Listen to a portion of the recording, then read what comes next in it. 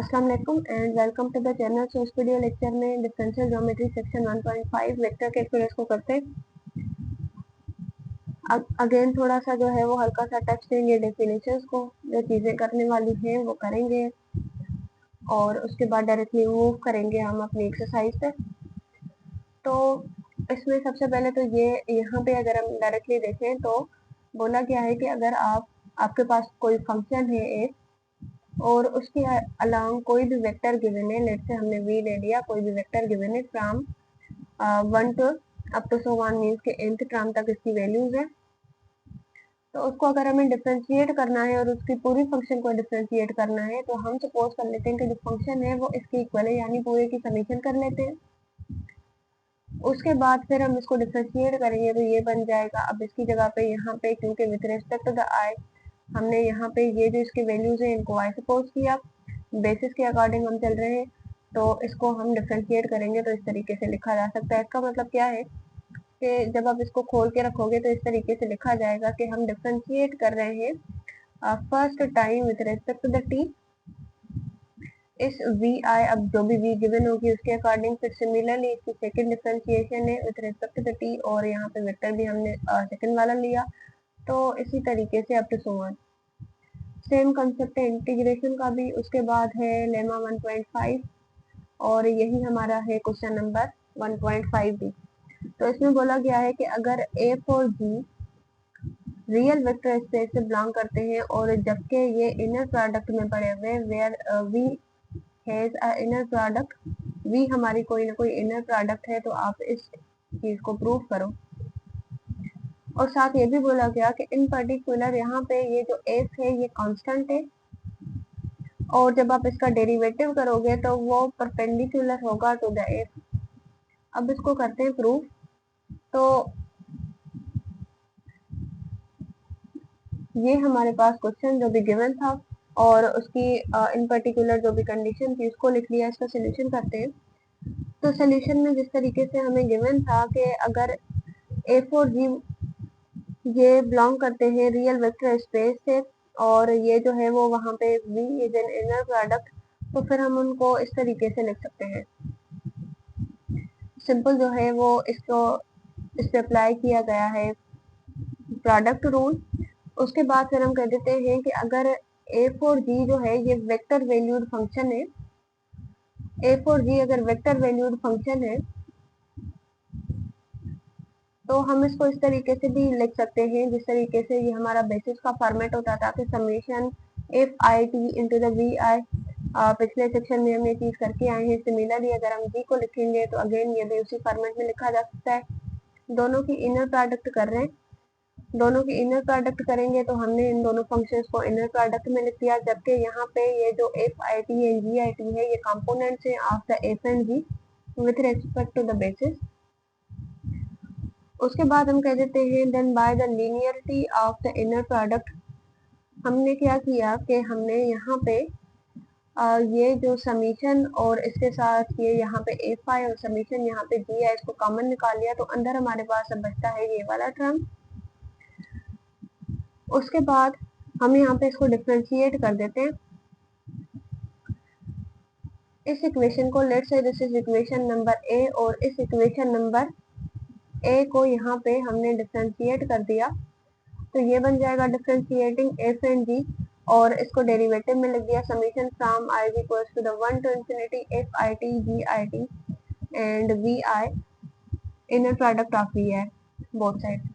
तो ये अब हमारे पास बन जाएगा समीशन। इसकी जब आप डेरिवेटिव करोगे तो यहाँ पे देखिए इसको लेट से हम कह देते हैं ये फर्स्ट फंक्शन है, ये हमारे पास फर्स्ट फंक्शन है और ये हमारे पास सेकंड फंक्शन है।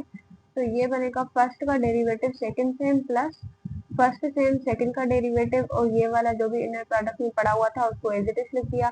Then by the definition of the inner product हम इसको लिख सकते हैं कि इनर प्रोडक्ट में हम किस तरीके से कर रहे होते थे कि जब हमने इनर प्रोडक्ट सोल्व कर ली सारे की, तो ये जो वी आई आई जे के ये सारे वेक्टर्स होते थे हम इनको एलिमिनेट कर देते थे।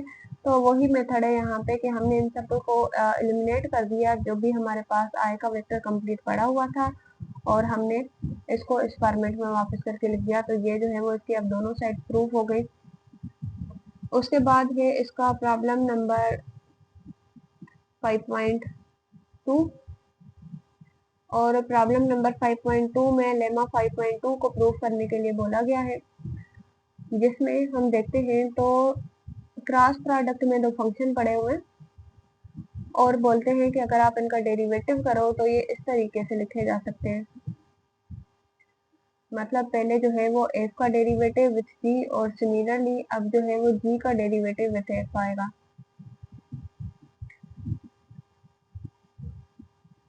तो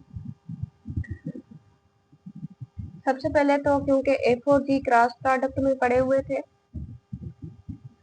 तो हम इसकी क्रॉस प्रोडक्ट कर लेंगे। ij के वेक्टर लिख लिया, f के कंपोनेंट्स लिख लिए और उसके बाद g के कंपोनेंट्स लिख लिए। इसकी क्रॉस प्रोडक्ट करेंगे तो इसकी क्रॉस प्रोडक्ट इस तरीके से लिखी जा सकती है। अब सिंपल मैट्रिक्स है, जिस तरीके से ये सॉल्व होता है आपने अगर इसके अलाउंग करना है तो ये कैंसिल और ये कैंसिल ये आपस में मल्टीप्लाई हो जाएंगे, तो वही चीज़ यहाँ पे लिखी हुई है, फिर इनको मल्टीप्लाई करें। सिमिलरली जे के अलाउंग और के अलाउंग भी करोगे तो आपके पास ये जो है वो इसकी क्रॉस प्रोडक्ट आ जाएगी। क्रॉस प्रोडक्ट के बाद हमें इसका डेरिवेटिव करना है, तो इसका डेरिवेटिव करेंगे तो डेरिवेटिव किस तरीके से होगा कि ये हमारे पास है, ये हमारे पास है कंप्लीट आई वाला टर्म, ये कंप्लीट आई वाले, ये है जे में और ये है के में। इस पे प्रोडक्ट रूल जब आप अप्लाई करोगे तो हर एक पे सेपरेट प्रोडक्ट रूल लगेगा। मतलब ये कि यहाँ पे एफ और जी इस पे एक प्रोडक्ट रूल एक दफा हम इस पे अप्लाई करेंगे, second product rule and again third fourth fifth and six, मतलब कि 6 दफा जो है वो हमें प्रोडक्ट रूल लगाना है इन पे। तो इसको करते हैं, तो यहाँ पे अगर हम इस पे प्रोडक्ट रूल लगाएं, बल्कि ये बोर्ड पे एक दफा मैं आपको ये वाली चीज करवा लेती हूँ कि हमारे पास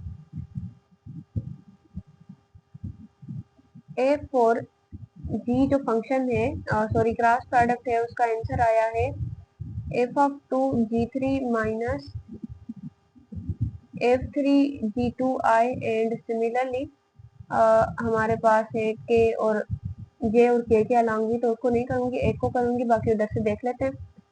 तो इसका जब हम डेरिवेटिव कर रहे हैं पूरे का with respect to the T, तो ये एफ और जी के अलाउंग तो इसका डेरिवेटिव करेंगे तो अब ये चीज बन जाएगी कि डावा sorry differentiating this with respect to the T, तो ये हमारे पास है f2g3 minus f3 and g2। इसको डेरिवेटिव करोगे तो ये हमारे पास है इसका फर्स्ट फंक्शन और ये सेकंड फंक्शन, तो ये बन जाएगा फर्स्ट का डेरिवेटिव सेकंड सेम प्लस अब फर्स्ट सेम और सेकंड का डेरिवेटिव फर्स्ट सेम और सेकंड का डेरिवेटिव। अब इस पे आए तो ये हमारे पास फर्स्ट फंक्शन और ये सेकंड, यहाँ पे माइनस की सिंबल है वो लगा दें और ये हमारे पास अब यहाँ पे बन जाएगा फर्स्ट का डेरिवेटिव सेकंड सेम एंड उसके बाद है फर्स्ट सेम और सेकंड का डेरिवेटिव और यहाँ पे आए है। अब ये माइनस साइन अंदर मल्टीप्लाई करेंगे तो अब ये बन जाएगा differentiating f2 with respect to the t g3 f2 differentiate g3 with respect to the t और ये माइनस में आ जाएगा और ये माइनस इंटू माइनस यहाँ पे प्लस और ये सिमिलरली जितने भी हमारे पास इसके थे मीन्स के, अब ये तो हमने आई के अकॉर्डिंग किया, फिर जे के अकॉर्डिंग और के अकॉर्डिंग भी आपने उसी तरीके से कर लेना है। तो यहाँ पे ये बन जाएगा फर्स्ट सेम, इसको देखें तो ये हमारे पास है फर्स्ट सेम फर्स्ट का डेरिवेटिव सेकंड सेम और यहाँ पे फर्स्ट सेम सेकंड का डेरिवेटिव सिमिलरली माइनस साइन अब ये डायरेक्टली किया हुआ है, यहाँ पे माइनस साइन बाहर लिखोगे फिर यहाँ पे आपकी प्लस आएगी, फिर अंदर जो है वो मल्टीप्लाई करेंगे तो वापस से माइनस आ जाएगी। सिमिलरली जे के अकॉर्डिंग और जे के अकॉर्डिंग जब इतना काम हो गया तो हमने सारे जो भी हमारे डिफरेंशिएबल, जो भी हमने फंक्शंस को डिफरेंशिएट किया सबको लिखते एक साथ। उसके बाद यहाँ पे मोस्टली टर्म्स कैंसिल हो जाएंगे। कैंसिल हो जाने के बाद आपके पास फाइनल जो सोल्यूशन है वो ये आ जाएगा। सॉरी, एक मिनट। यहाँ पे आप इसका क्या करोगे कि जब आपने इतना सारा कर लिया कि मतलब आई के अकॉर्डिंग, जे के अकॉर्डिंग और के अकॉर्डिंग हमने डिफरेंशिएट कर लिया, इनको करने के बाद जो भी हमारे फंक्शंस जी में आ रहे और एफ में आ रहे थे, जी वाले सारे एक साइड पे कर दो और एफ वाले सारे एक साइड पे कर दो। और क्योंकि ये सारे समीशन में पड़े हुए तो हम इनका फाइनल जनरल फॉर्मेट जब बनाएंगे तो हम लिख देंगे कि ये डिफरेंशिएट किया है हमने एफ को with respect to the T और उसके साथ क्रॉस में पड़ा हुआ है, यहाँ पे क्रॉस प्रोडक्ट में जी पड़ी हुई है। सिमिलरली हमने डिफरेंशिएट किया है जी को with respect to the T और उसके साथ यहाँ पे एफ पड़ा हुआ है। तो कैंसिल वेंसिल कुछ नहीं हो रहा, सिर्फ आपने सेपरेट किया जी वाले फंक्शंस को और सेपरेट किया के वाले फंक्शंस को, सॉरी एफ वाले फंक्शंस को और जी वाले फंक्शंस को। तो उसके बाद है इसका प्रॉब्लम नंबर 3.5।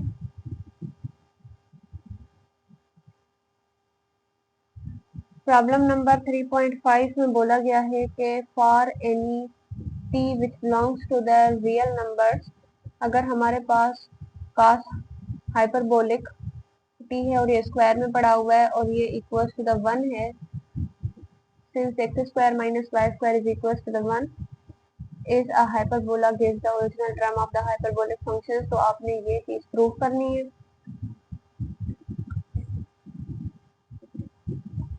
तो इसके लिए हम क्या करते हैं,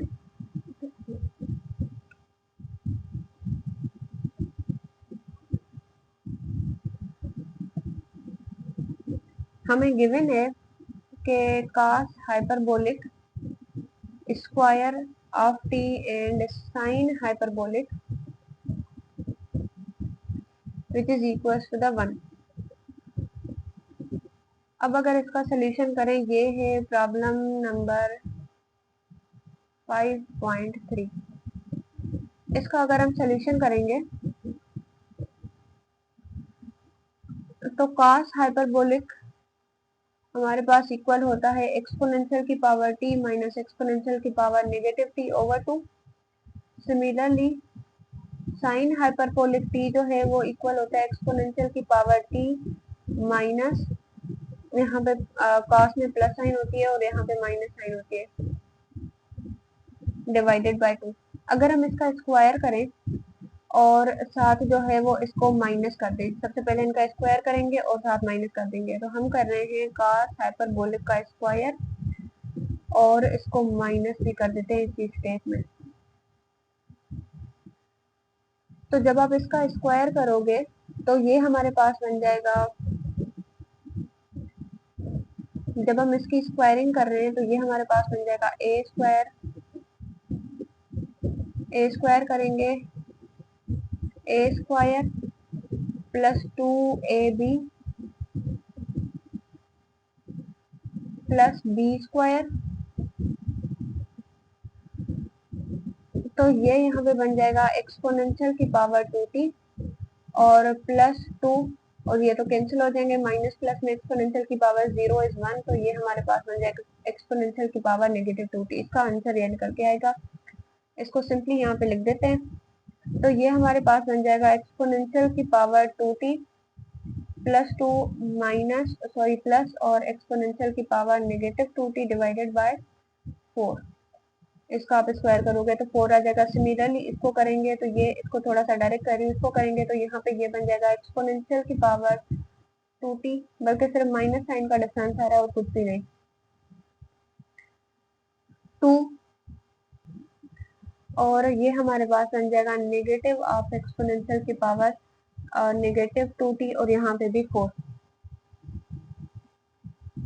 सिमिलरली अगर हम अब इस फ्रैक्शन को सॉल्व करें, क्योंकि डिनोमिनेटर दोनों का सेम है,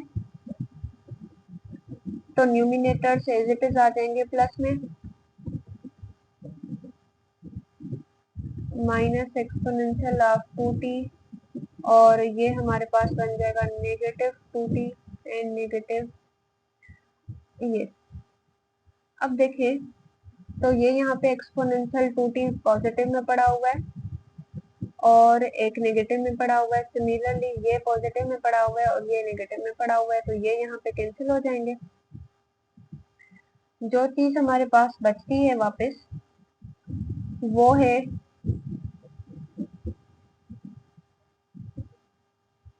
एक मिनट जरा, अगर हम इसको देखते हैं तो यहाँ पे ये साइन पॉजिटिव में आ जाएगी और ये माइनस साइन में पड़ा हुआ था, मतलब कि यहाँ पे माइनस थी तो ये माइनस अंदर मल्टीप्लाई होके ये इसके साथ, तो ये ठीक है माइनस ही आ जाएगा, और ये माइनस इंटू माइनस प्लस आ जाएगा और ये माइनस इंटू प्लस माइनस आ जाएगा, तो ये यहाँ पे हमारे पास प्लस में आ जाएगा, तो ये बनेगा 4/4 डिवाइडेड बाय 1। मतलब ये कि ये जो इनइक्वालिटी सॉरी ये जो हमारे पास cos square hyperbolic of the t and negative sine square hyperbolic of the t equals to 1 given था, तो ये चीज यहाँ पे प्रूव हो जाती है। उसके बाद है इसका प्रॉब्लम नंबर 5.4, जिसमें बोला गया है कि प्रूव करो कि अगर हम cos हाइपरबोलिक का डेरिवेटिव करते हैं तो ये साइन हाइपरबोलिक t के इक्वल होता है, और अगर हम साइन हाइपरबोलिक t का डेरिवेटिव करते हैं तो ये cos हाइपरबोलिक के इक्वल होता है।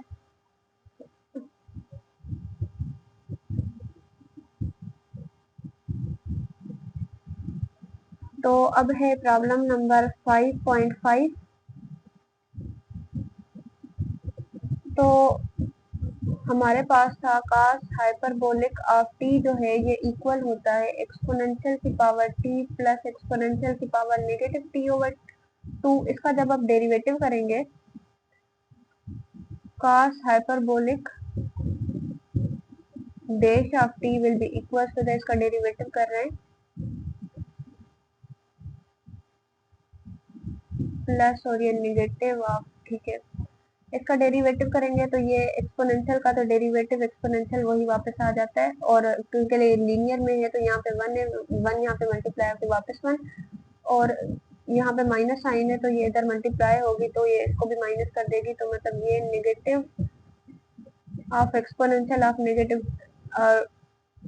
ओवर 2 आ जाएगा, और यहाँ पे ये जो है वो साइन हाइपरबोलिक t के ही इक्वल होता है। पॉजिटिव वाला जो है वो cos हाइपरबोलिक होता है और नेगेटिव वाला साइन हाइपरबोलिक। सिमिलरली अब मैं यहाँ पे डायरेक्ट कर रही हूँ, यहाँ बल्कि लिख देते हैं कि हमारे पास जो है वो साइन हाइपरबोलिक जो t है ये इक्वल होता है एक्सपोनेंशियल की पावर t माइनस एक्सपोनेंशियल की पावर नेगेटिव t ओवर 2।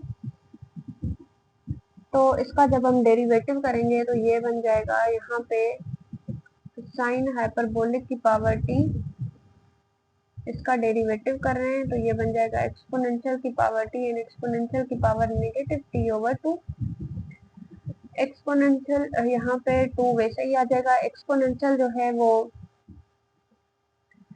वापस आ जाएगा, माइनस यहाँ पे मल्टीप्लाई करेंगे तो माइनस इंटू माइनस प्लस, और ये जो है वो यहाँ पे प्लस ही आ जाएगा, और ये हमारे पास होता है cos हाइपरबोलिक t। तो यहाँ पे भी ये चीज प्रूव हो जाती है कि जो साइन वाले का डेरिवेटिव है वो cos के इक्वल और cos का डेरिवेटिव साइन के इक्वल। लेकिन अगर आप चाहो तो यहाँ पे अगर किसी को कंफ्यूजन हो कि हमने डायरेक्ट इनको क्यों सॉल्व किया, इसका डेरिवेटिव था तो डायरेक्ट क्यों किया, u अपॉन v फॉर्मेट क्यों नहीं यूज किया, तो इसको भी कर सकते हो, आपकी मर्जी है, लेकिन वो लेंथी हो जाएगा थोड़ा सा। अगर इजीली सोल्यूशन निकल रहा है तो वो बेहतर है, बाकी अगर आप इसको करना चाहो तो उससे भी करोगे, फाइनल चीजें वापस से कैंसिल आ जाएंगी और यही चीज आपके पास बचेगी। उसके बाद है 5.5। तो 5.5 में बोला गया है कि प्रॉब्लम नंबर 5.4 में जो हमने साइन हाइपरबोलिक यूज किया, शो करो कि ये 1 to 1 फंक्शन है और जो कास्ट हाइपरबोलिक यूज किया ये भी एक 1-to-1 फंक्शन है, जबकि इसकी जो रिस्ट्रिक्टेड है, लेकिन ये रिस्ट्रिक्टेड है कि इसकी जो वैल्यूज है वो फ्रॉम 0 to इंफिनिटी आएंगी। और ये भी शो करो कि जो साइन हाइपरबोलिक है ये ऑन टू फंक्शन है ऑन द रियल, जबकि ये जो cos hyperbolic on the real function जो है वो इसकी रेंज ये निकलती है। तो इसको करते हैं, ये थोड़ा सा थ्योरेटिकल होगा।